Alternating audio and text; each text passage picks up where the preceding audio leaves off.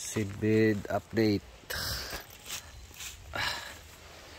Talong na lang yung natira, ready for transplant.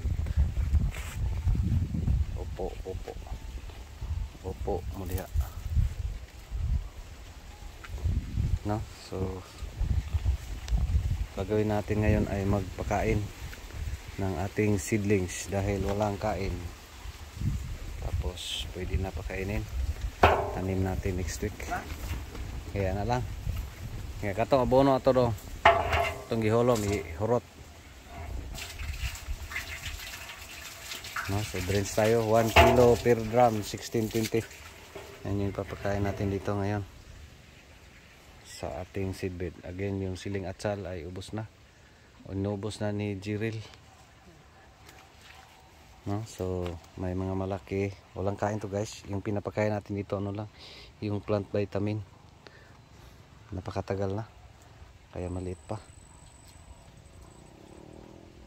no? So gagawin natin ay mag-drench ngayon.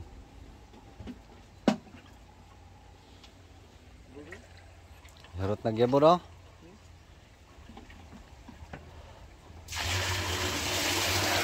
So 1620, 1 kilo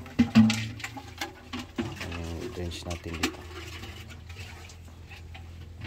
So seedbed management sa talong, no? So pwede na to i-transplant actually, malaki na, pero yun nga, di natin pinapakain, pinagpaliban kasi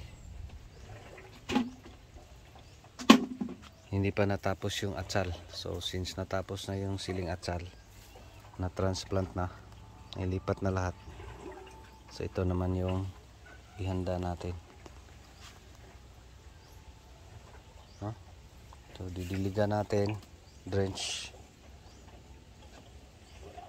gaganunin lang yan pag drench, no? Napakaliit guys kasi ano, walang kain talaga. Tapos dito shaded, upo, ilalim sa upo, tabunan sa mais dyan. Pero okay lang to, kumbati pa to. Baka di tayo makaharvest ng talong sa seedbed. Harvest ag binukag aris taguran, J.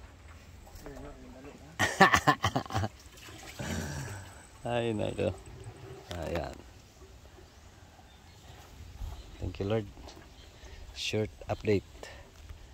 First second pakain ng ating talong eggplant variety Calixto F1 sa seedbed. Thank you Lord.